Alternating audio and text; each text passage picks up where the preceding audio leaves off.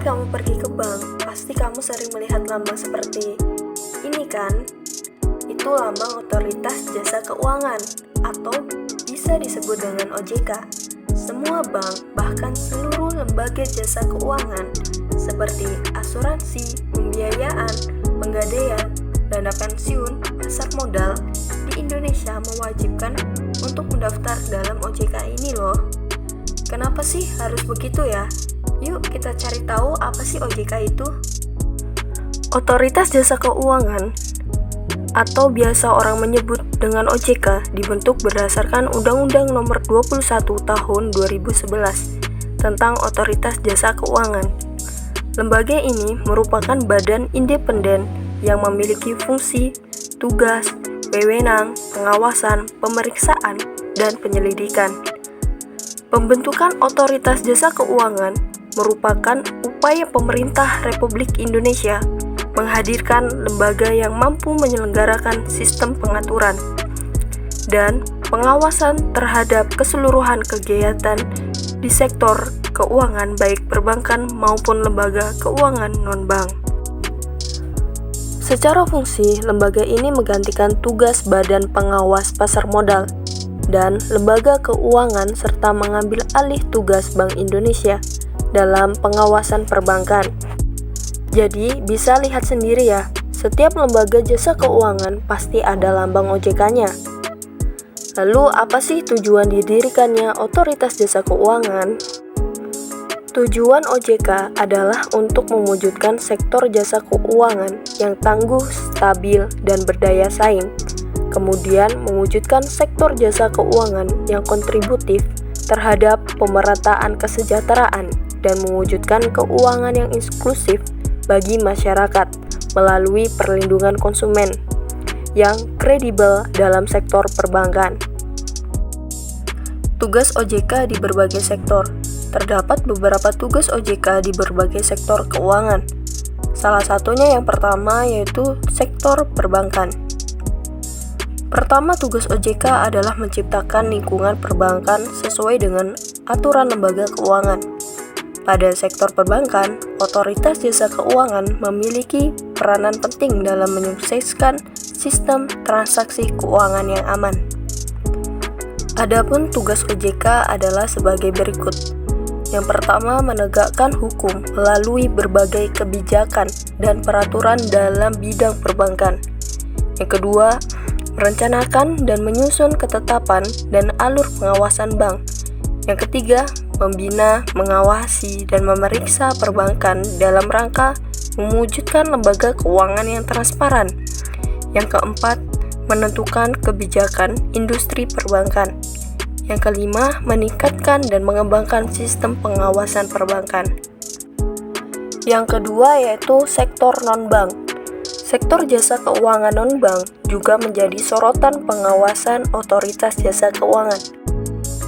Dalam sektor non-bank, tugas OJK yang pertama yaitu mengevaluasi teknis dan kinerja lembaga keuangan non-bank.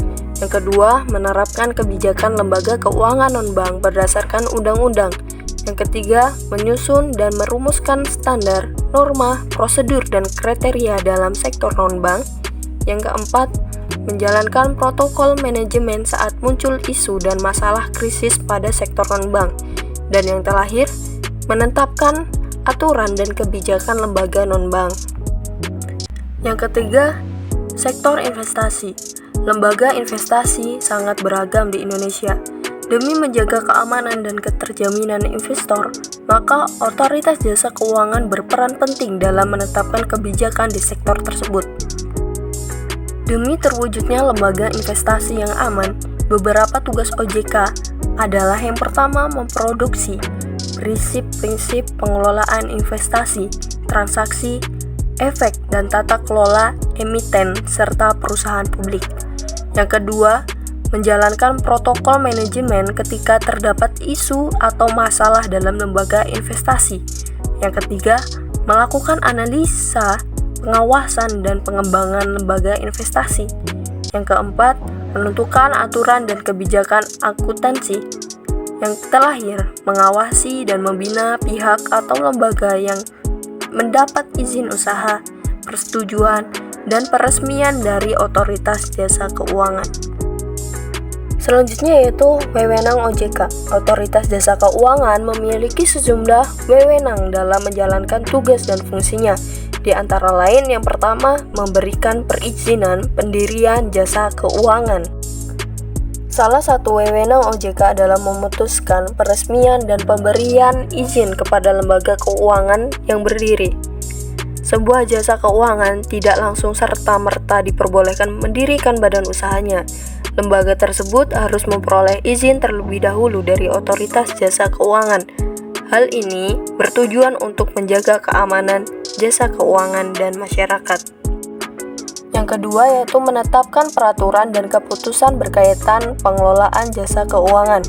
Selanjutnya, wewenang OJK adalah menetapkan peraturan dan keputusan berkaitan dengan pengelolaan jasa keuangan.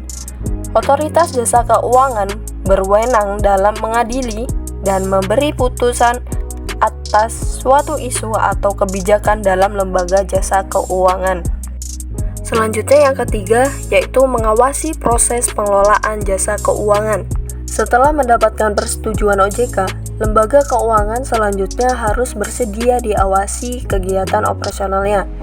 Dalam menjalankan wewenang OJK, maka lembaga ini akan selalu memantau aktivitasnya agar pihak jasa keuangan menjalankan aktivitas keuangan sesuai prosedur, standar, dan peraturan OJK, sehingga terciptanya lembaga jasa keuangan yang aman dan kredibel.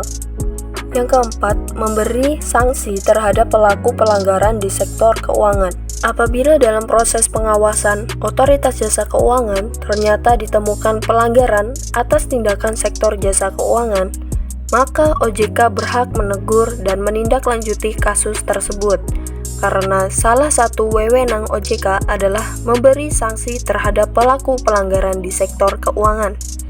Dengan demikian, otoritas jasa keuangan mampu memberikan efek jera dan tidak terulang kembali. Selanjutnya yaitu fungsi OJK bagi masyarakat. Setelah memahami tugas dan wewenang OJK, kita juga harus mengetahui beberapa fungsi OJK bagi masyarakat. Adapun fungsi OJK adalah sebagai berikut. Yang pertama, menjamin keamanan transaksi keuangan. Aturan dan kebijakan yang dibuat oleh OJK bertujuan untuk menciptakan lembaga keuangan mampu dipercaya oleh masyarakat. Sehingga fungsi OJK adalah menjamin keamanan transaksi keuangan saat layanan keuangan beroperasi secara aman tanpa masalah, maka masyarakat merasa aman dan percaya terhadap lembaga keuangan. Yang kedua, mencegah terjadinya penipuan. Di dalam masyarakat, marak terjadi penipuan dengan mengatasnamakan lembaga keuangan resmi. Oleh karena itu, fungsi OJK adalah mencegah terjadinya penipuan. Otoritas jasa keuangan harus selalu mengawasi dan memeriksa seluruh lembaga keuangan yang terdaftar agar pihak jasa keuangan tersebut tetap melakukan tugas dan fungsinya sesuai peraturan OJK dan tidak merugikan masyarakat. Yang ketiga, meningkatkan inklusi keuangan masyarakat.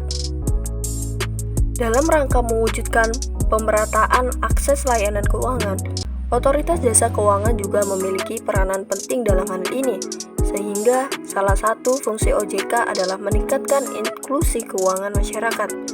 Berbagai usaha dilakukan oleh OJK mewujudkannya, mulai dari kampanye, bulan inklusi keuangan, kerjasama pelayan pembayaran digital dengan berbagai market chat, dan sejenisnya. Yang terakhir, membangun ekosistem keuangan yang saling menguntungkan. Fungsi lain dari otoritas jasa keuangan adalah membangun ekosistem keuangan yang saling menguntungkan. Terdapat pihak dalam mewujudkan perekonomian dan keuangan yang memadai. OJK adalah salah satunya. Dengan berbagai peranan, tugas, dan wewenangannya, diharapkan otoritas jasa keuangan mampu menciptakan berbagai transaksi keuangan yang menguntungkan dari pihak masyarakat, jasa keuangan, hingga pemerintah. Oke teman-teman, terima kasih.